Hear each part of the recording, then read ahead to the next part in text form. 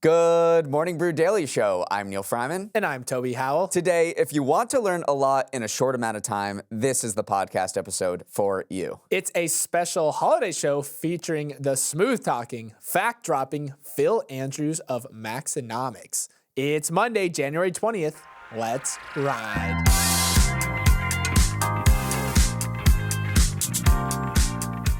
Today is Martin Luther King Jr. Day, a federal holiday that has many of you home from work. It's also Inauguration Day, where Donald Trump will be sworn in as the next president of the United States. And to cap it all off, the college football championship game is tonight between Ohio State and Notre Dame.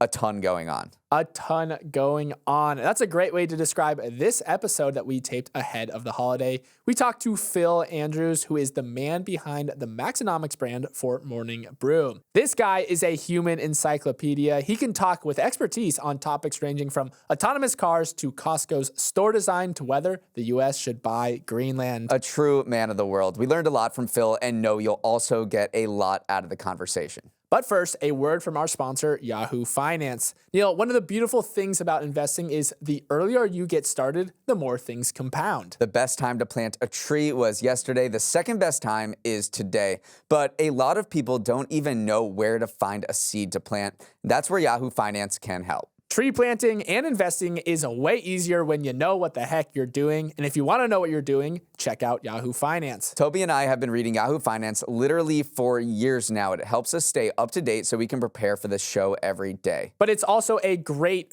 resource for normal non-news people who just want to learn more about the market and keep a finger on the pulse of what's going on. If you're interested in trying out Yahoo Finance for yourself, and you should be, head to yahoofinance.com. And now, here's Phil from Maxinomics. Phil, welcome to the show. Thank you so much for having me. It is a pleasure and an honor to be here. So, first question, your YouTube channel and social media accounts are called Maxinomics, but your name is Phil. What is going on there? Who are you, and how did you end up at Morning Brew? That's a great question. I'm glad I get to say this because so many people call me Max. They see me on social media and they assume my name is Max. Rightfully so. The name Maxinomics was just the name that was chosen for the third web. I came about via a variety of websites that served investing data to the retail investor and just the general public. Maxinomics was the third one. It was just kind of the name that stuck when it was time to have a name. And so here we are. I came from that background of the internet, and in writing for a bunch of different websites, I ended up making video. People were like, you were really good. You should get on video. I was like, no. I don't do video. And yet here we are. So after a little bit of time, Morning Brew reached out and we formed a partnership. And here we are. Now I'm on the Morning Brew Daily podcast. It is pretty interesting ride. And where are you located? Like, what city have you spent the most time in your life? I have lived in a variety of different places around the United States, but right now I am just outside of San Francisco. I'm about an hour south of San Francisco, enjoying a little bit of the sun. That's where I call home. But I am originally from Philly. So I'm Phil from Philly, and you will hear it occasionally come out of my mouth. I'll say water. I say water and a few other things like I'm from Philly because I'm from Philly. Great. Now it's time to pick your brain a bit. Should the U.S. buy Greenland? I can't see a reason why the U.S. wouldn't want to buy Greenland. Of course, if the people of Greenland agreed to join the United States, there's a variety of resources, the land area, it's becoming more and more strategically valuable given that the planet is warming up and a lot of the ice on top of Greenland is melting. So I don't see a big downside to the United States owning Greenland. I think it's probably been said, the Alaska purchase was a huge deal. What a benefit, what a boon. The Louisiana purchase was probably the best move that Thomas Jefferson made out of all of the good moves that he did make. So why wouldn't Greenland be a benefit to the United States? Again, I don't think that it should be taken by force or, threatened to be taken over. If the people of Greenland want to join the United States, we would gladly take them. And they do want to be independent from Denmark. And I would remind our listeners that the U.S. did buy a territory from Denmark in the early 20th century. And that would be what is now the U.S. Virgin Islands. So no Virgin Islands without a land sale. The more you know. Today is also Inauguration Day, and the soon-to-be President Donald Trump's signature economic proposal is tariffs. Your most recent YouTube episode is titled, "Tariffs Are Even More Powerful Than You Think." A tariff is simply a fee paid at the border when goods like steel are brought in from outside the country. They're not uncommon. The U.S. has tariffs on more than 17,000 items, and this book, which lists all the tariffs the U.S. has in place, is 3,000 pages long, and every single country around the world has a similar book. Why are tariffs more powerful than I think? And also, how did you get inside my head? I am curious to know how that is inside your head. But the tariffs are far more powerful than you think for a variety of reasons. We could probably go on for about 30 minutes on the history of tariffs, how they've shaped the world, how they have changed, particularly since 1995 when the World Trade Organization came about. But tariffs are just this very powerful tool that govern access to a country's consumers, a market. The U.S. market is the largest consuming market in the world. You and I, we buy stuff every year that accounts for about 70% of GDP, or about $20 trillion worth of spending from us. And $7 trillion of that is spent on goods, things like cars, dishwashers, mugs, pencils, whatever it happens to be. And the United States, with the lowest, or the 14th lowest tariff rate in the entire world, has kind of opened up its market to every manufacturer that wants to sell to the United States. And this has been great for consumers in a lot of ways, for prices. But low tariffs incentivize manufacturers to move manufacturing outside of the United States. And this is what's been happening for about the past 20 years and in huge droves in the early 2000s. So tariffs are this incredible tool that has kind of been put on ice over the past 25 years and is just now coming back. And I think we'll start to see the impact that tariffs had, because what the World Trade Organization did, not to go on, is it removed the ability for a country to unilaterally change its tariffs for different countries. And the U.S. pulled out of the WTO in about 2018. And so tariffs are coming back into vogue. Well, what do you think we can learn about the tariff regime from last time when Trump implemented them in 2018 that might help us understand what's coming for consumers and businesses in the United States and around the world should they be implemented this time? Obviously, there are so many question marks. We don't know how high they're going to be or where they're going to go or on what goods they're going to be placed on. But is there anything that we learned last time that can maybe be applied to, our new era going forward? Of course. And the blanket implication this time of it's just going to be 25% across the board for all goods. That's a huge number and, pretty scary in a variety of different ways. But the one thing that I would say is for President-elect Trump, I would believe what is coming out of his mouth. While some of this is certainly a negotiating tactic, this is a man that typically does follow through on a lot of the stuff that he says, or at least attempts to. So I wouldn't think that this is just some grand gesture to try and get a better negotiating position. I would expect to see tariffs come in at a pretty decent clip across a variety of different categories. As much as it affects the U.S. consumer, we did see the price of goods that Trump put tariffs on in 2018 rise, but the broad inflation level, it had almost zero effect on broad inflation. So it's going to depend a lot on how these are instituted in different categories. But for the most part, it's hard to predict the effect until we see exactly how they're going to come in. So I would take a bit more of a reactionary standpoint here and say they're coming. They're going to come in a variety of ways on a variety of goods. Exactly what that's going to be is to be seen. Did we actually see a boost in domestic manufacturing on the industries that were affected by tariffs? That is kind of the protectionist mindset when it comes to tariffs, is that by applying these tariffs, it will hopefully incentivize people to move their manufacturing to the United States and hopefully, strengthen those specific industries. Did we see any of that last time around? I don't have great numbers on whether or not the categories that we put tariffs on, it brought manufacturing back. And I honestly think it would probably be too early to tell. 6 years is a short amount of time to install an entire new manufacturing base. But what I can tell you is a little bit of the inverse of that. In 2000 to 2010, 5 million manufacturing jobs left the United States. And one of the big problems with that, or why that occurred, was because when China joined the WTO and the WTO became an institution in 1995. China is a special case, and why the U.S. has higher tariffs on China than the rest of the world.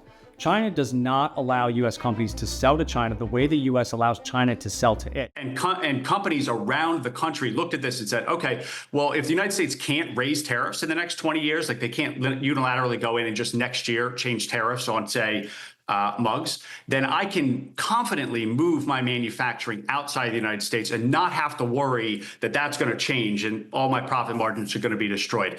So that incentivized so many companies to leave. And between 2000, 2010, 5 million manufacturing jobs left. And there just hasn't been this threat of tariffs that have incentivized companies to set up shop here. And I think we're still in this period of, all right, are tariffs really back? Like, are we really doing this again? And if they are, as a new manufacturing company, am I willing to take the risk of setting up shop outside of the country? Or do I definitely want to set it up here and not take that tariff risk? So to your question, I don't have specific numbers on whether or not that has occurred, but I think it's too early to tell. This is a much longer process, I think, than that. Let's shift gears here a little bit. If you take a scroll through your Instagram page, you'll see a lot of videos about the airline industry, specifically Southwest. That airline recently announced it is changing its famous boarding system to include assigned seats and premium perks. What do you think about Southwest kind of ditching its roots and falling more in line with the broader airline industry? One of the reasons that Southwest is doing this, in my opinion, is because they don't have anything to offer loyalty customers, right? So if you're an American Airlines, I don't know if either of you have, an allegiance, Delta, United, whatever it happens to be. I happen to be on American Airlines just because I got on it 10 years ago and it's very hard to get off. It has been beneficial, but American Airlines gives me free stuff for a variety of different categories of flying. Southwest just gave all of that stuff away for free, right? There's no first class. There's very little in terms of like early boarding.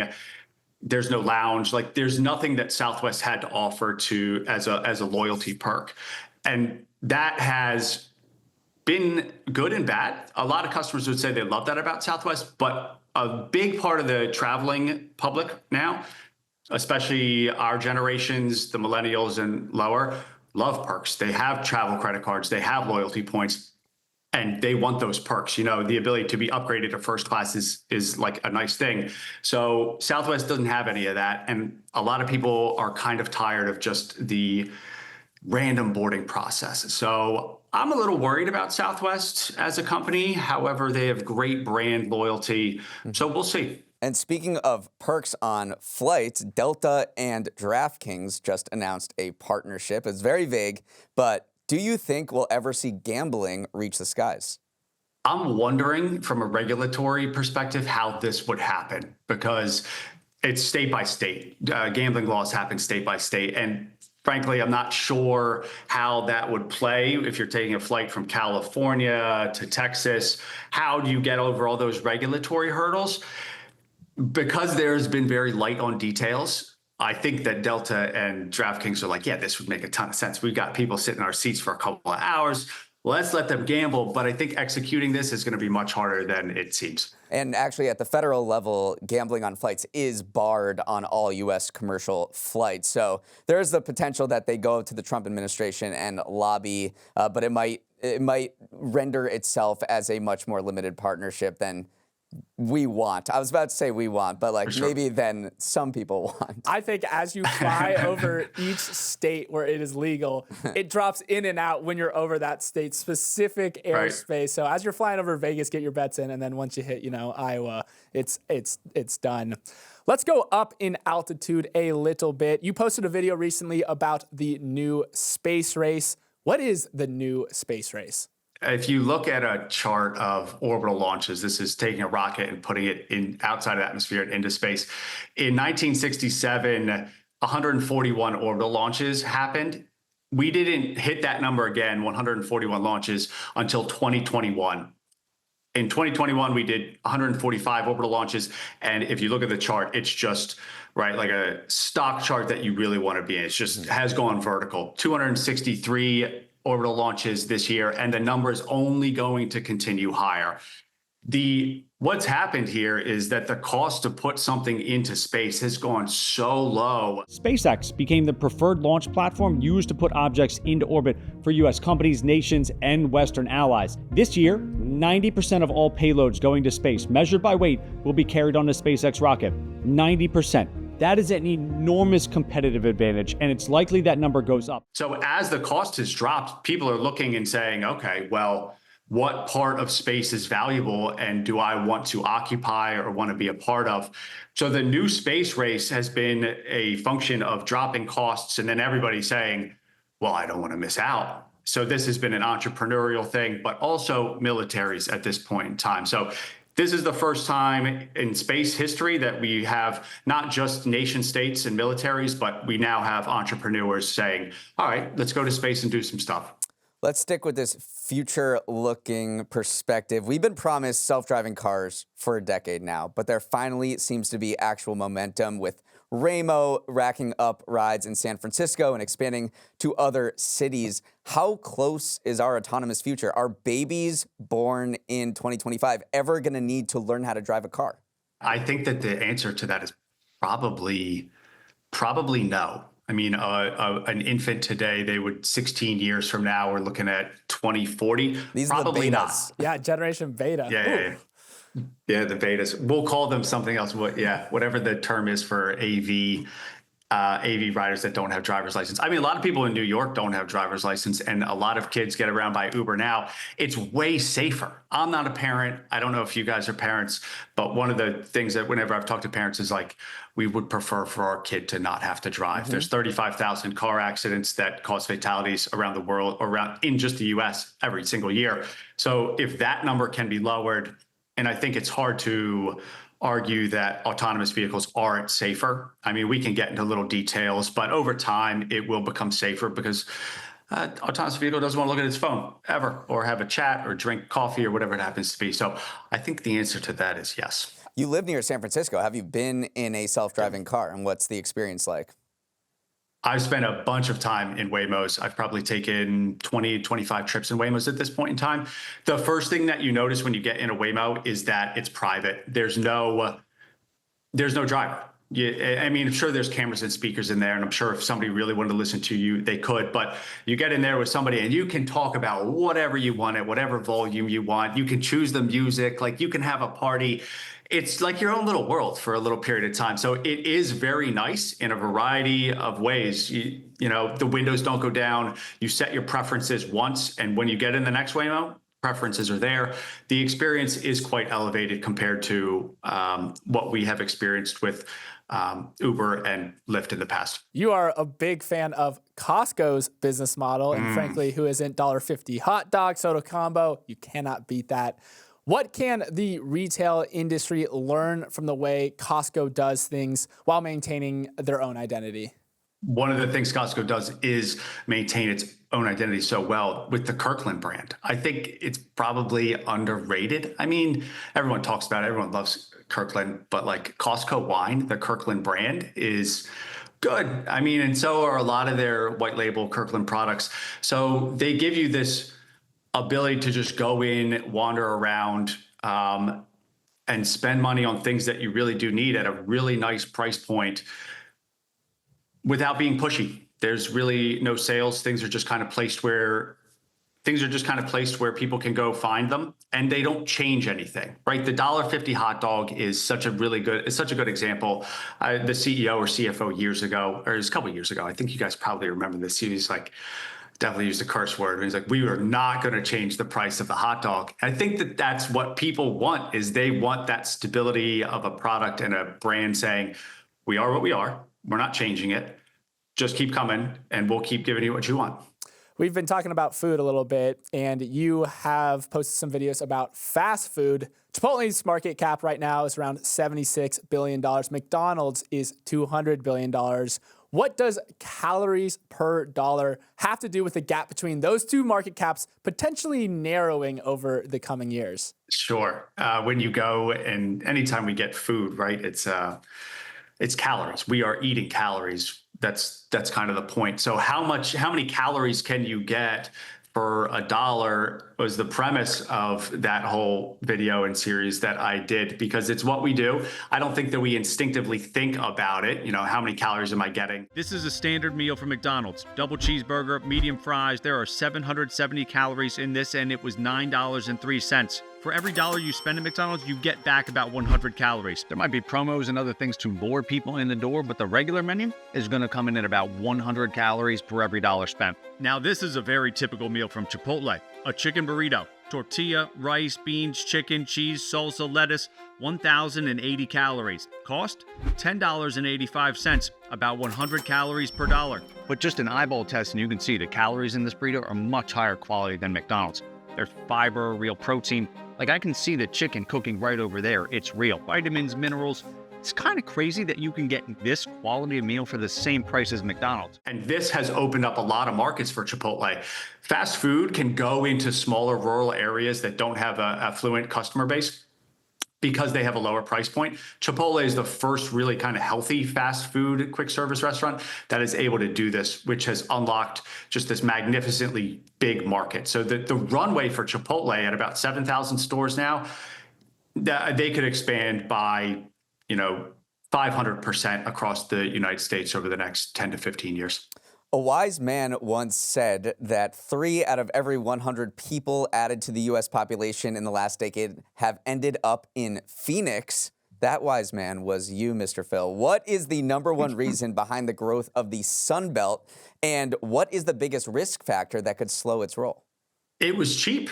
I mean, it was so cheap. And of course, the weather. I think that the reason for the growth is, one, the weather. A lot of people wanted to get out of the Northeast where, property prices are extremely high. It's hard to build.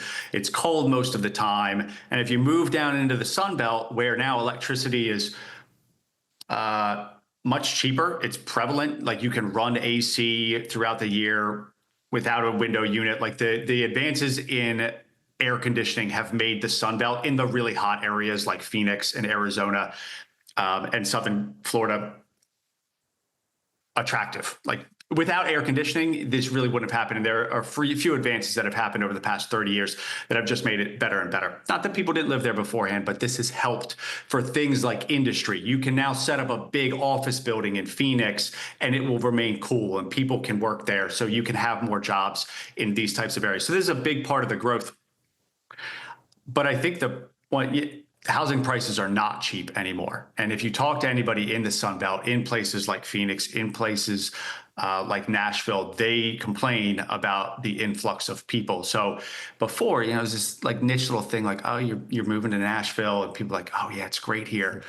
But now everybody knows that. It's not the niche cool thing anymore. And I think that could be a little bit of a problem.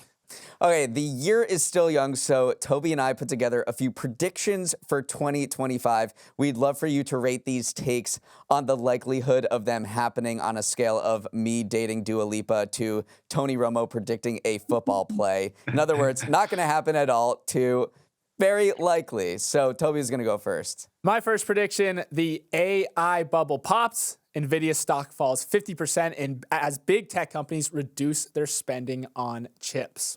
I think that Neal has a pretty good chance of dating Dua Lipa. So I'm not going to put it in that bucket. But I think that the chance of AI... Oh, is she engaged? I didn't know that. Well, things can change. Things can change. I don't think the AI bubble pops. I do not think NVIDIA stock falls 50%. This is an area where we're seeing huge productivity gains. I wouldn't be surprised if you guys use it. I certainly use it all the time. It helps me in a variety of ways. So I think the productivity gains throughout the economy are kind of under the surface. It's hard to measure within financial statements right now, but there's a gold rush here. I can't see it going anywhere. It's only going to get better.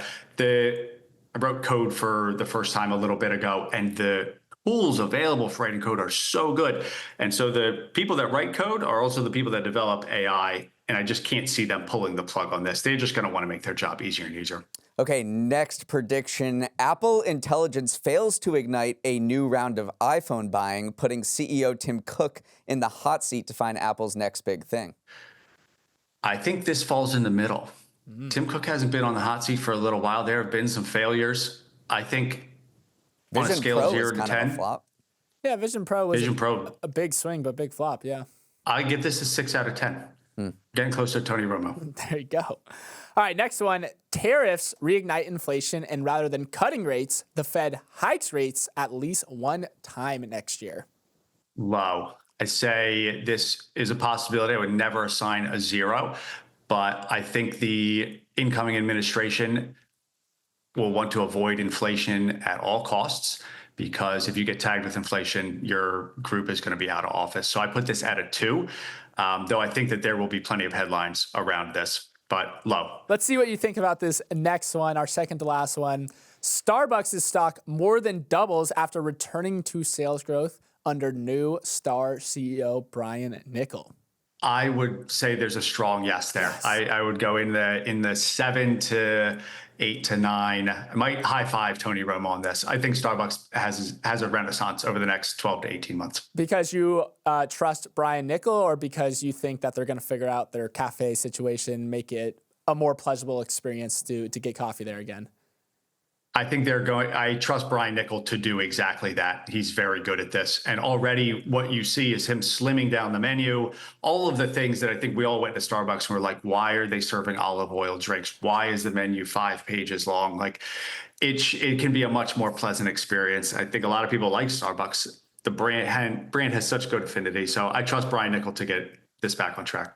All right, we went 1 for 7. Actually, Neal has one more prediction. All right. Will Maxinomics hit 100,000 YouTube subscribers? I would say, man, talking my own book here. Yes, absolutely. I think YouTube hits on 100,000 subscribers pretty early in the year. I really like what we're doing. It's been a lot of fun, and the momentum is great. And if you like what you heard from Phil today, you can definitely go to his YouTube page, watch incredible videos. It's in the podcast description. And you can also find him on all social media platforms under the handle at Maxinomics. Phil, I only wanted to call you Philonomics one time during this show, so thank you so much for jumping on. We hit a lot of topics there, so I hope you all enjoyed listening at home as well. Go check out Phil's stuff. He's on all platforms, and he makes awesome stuff. Thanks for joining us, Phil. Thank you so much for having me. It's been a pleasure.